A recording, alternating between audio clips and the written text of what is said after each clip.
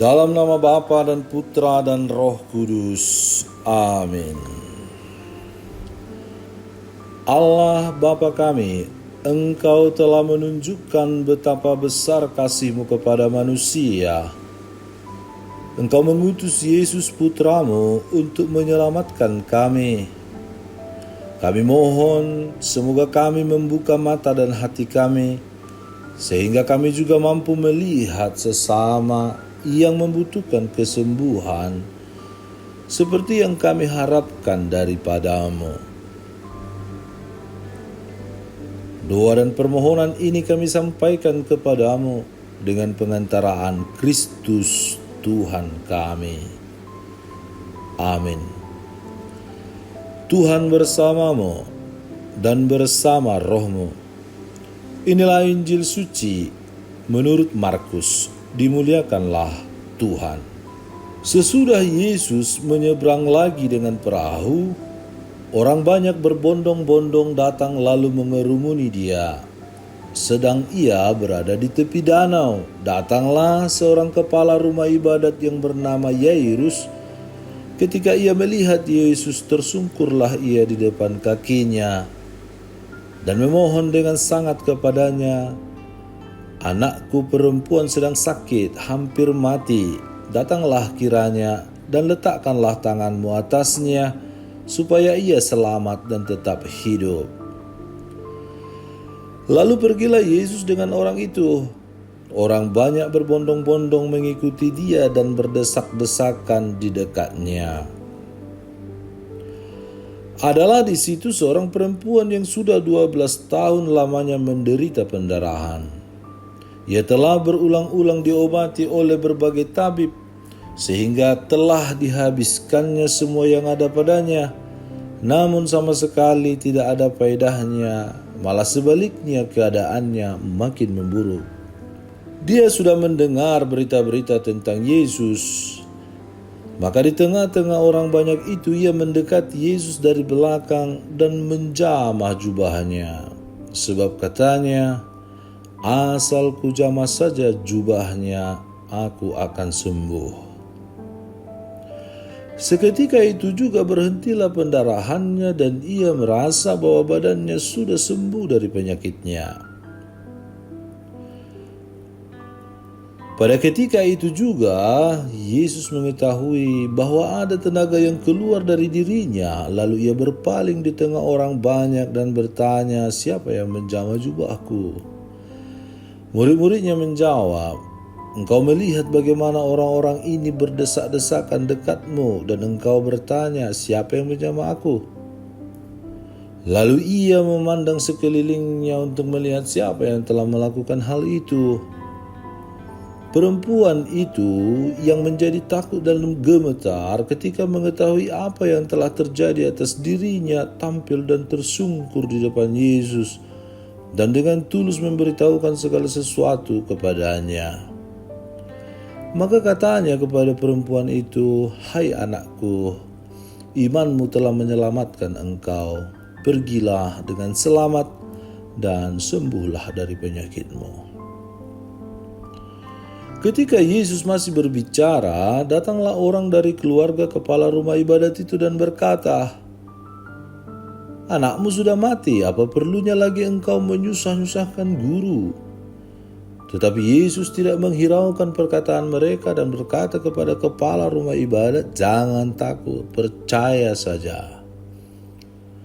Lalu Yesus tidak memperbolehkan seorang pun ikut serta kecuali Petrus, Yakobus, dan Yohanes, saudara Yakobus. Mereka tiba di rumah kepala rumah ibadat dan di sana dilihatnya orang-orang ribut, menangis dan meratap dengan suara nyaring. Sesudah ia masuk, ia berkata kepada orang-orang itu, "Mengapa kamu ribut dan menangis? Anak ini tidak mati tetapi tidur." Tetapi mereka menertawakan dia. Maka diusirnya semua orang itu. Lalu dibawanya ayah dan ibu anak itu dan mereka yang bersama-sama dengan dia masuk ke kamar anak itu. Lalu dipegangnya tangan anak itu, katanya, "Talita kum," yang berarti, "Hai anakku, aku berkata kepadamu, bangunlah." Seketika itu juga anak itu bangkit berdiri dan berjalan, sebab umurnya sudah 12 tahun. Semua orang yang hadir sangat takjub. Dengan sangat ia berpesan kepada mereka supaya jangan seorang pun mengetahui hal itu. Lalu ia menyuruh mereka memberi anak itu makan. Demikianlah sabda Tuhan, terpujilah Kristus. Saudara dan saudari terkasih dalam Kristus Yesus, dimanapun Anda semua berada, kita ketahui bersama bahwa kuasa dan kekuatan manusia selalu ada batasnya. Kita mengetahuinya ketika berada dalam penderitaan dan kesulitan yang tak mampu kita selesaikan, baik dengan materi, akal sehat, maupun apapun yang kita miliki. Singkatnya, sudah mentok dengan segala cara. Tak ada cara apapun lagi yang mampu kita lakukan. Meski sering kita saksikan beragam teknologi untuk mengatasi kelemahan manusia, namun pada akhirnya segala sesuatu itu pun ada batasnya. Bagi orang beriman, batas kemampuan manusia bukan akhir dari semuanya. Ada satu pribadi, yakni Allah, yang maha kuasa dan maha dahsyat, yang mampu melampaui semua logika, kekuatan, kehebatan, kecanggihan apapun yang ada di dunia ini. Bagi orang yang tidak beriman, kelemahan menjadi tantangan, bahkan menjadi sesuatu yang ditakuti, dihindari, bahkan dianggap musuh terbesar. Rasa putus asa menyebabkan banyak orang menjadi kehilangan arah, lalu memutuskan untuk mengakhiri hidupnya ketika mereka tidak menemukan jalan keluar di tengah-tengah kesulitan dan penderitaan yang tak bisa terselesaikan tersebut. Saudara-saudari terkasih, penginjil Markus dalam bacaan hari ini mengisahkan tentang dua tokoh yang dipuji Yesus sebagai orang beriman. Tokoh yang pertama ialah kepala rumah ibadat dan kedua adalah perempuan yang sakit pendarahan. Mereka tidak berasal dari kalangan para murid, bahkan mungkin bukan orang Yahudi. Mereka percaya bahwa Yesus mampu mengatasi kesulitan dan penderitaan mereka.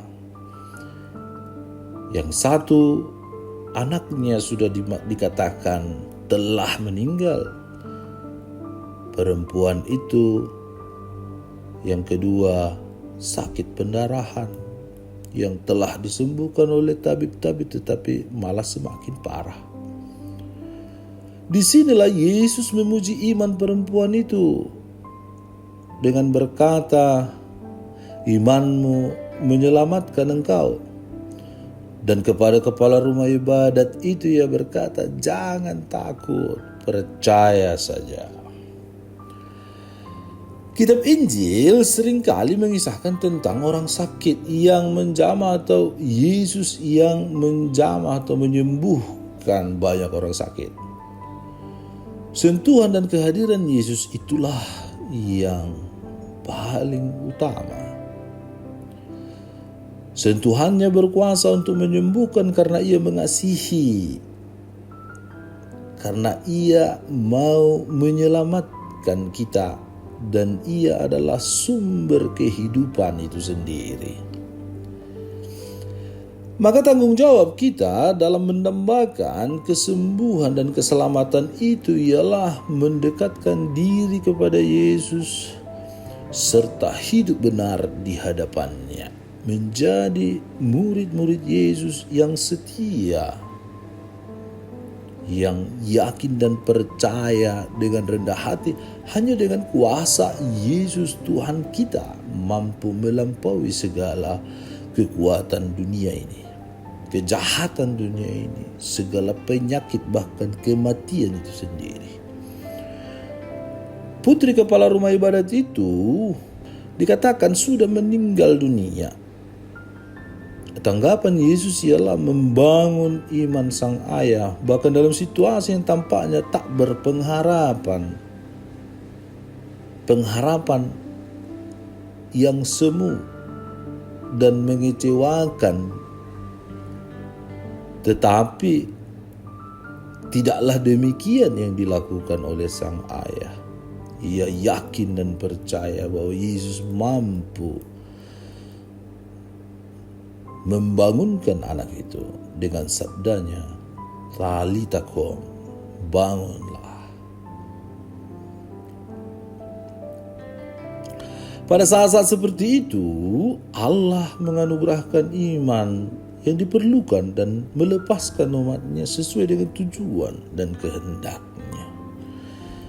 Keyakinan, kepercayaan, kerendahan hati, itu juga karena berkat dari Allah, anugerah Allah, roh Allah yang menuntun dan membimbing kita untuk percaya kepadanya.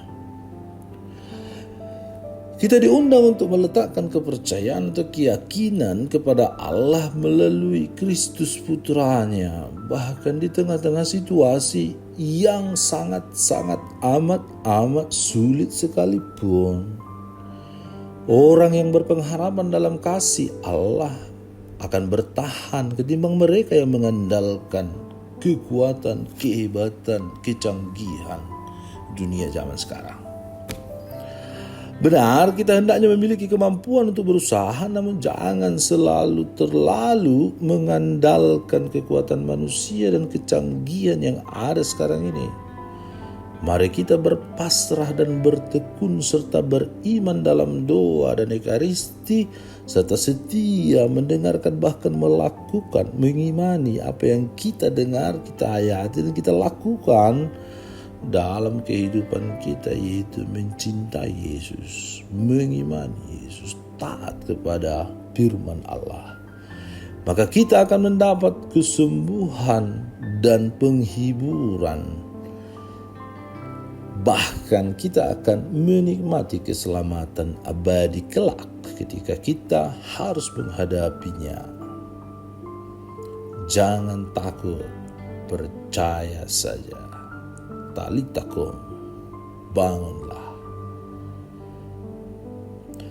Tuhan Yesus, ajarilah kami untuk berani meninggalkan diri sendiri dan segala kesibukan yang ada, untuk menyediakan waktu berdiam diri di hadapan-Mu, membangun relasi personal yang intim, agar kami semakin mengimani dan mencintai-Mu dalam hidup kami. Biarkanlah Engkau yang berbicara dan memberi kami siraman rohani yang menyegarkan jiwa dan raga kami, sehingga kami mampu menemukan kasih-Mu dalam segala kebaikan-Mu, agar kami pun mampu berbagi kasih pada sesama yang membutuhkan pertolongan. Doa ini kami haturkan kepadamu dengan pengantaran Kristus, Tuhan dan Penyelamat kami. Amin. Tuhan bersamamu dan bersama rohmu. Semoga saudara sekalian dilindungi, dibimbing dan diberkati oleh Allah yang Maha Kuasa, Bapa dan Putra dan Roh Kudus. Amin.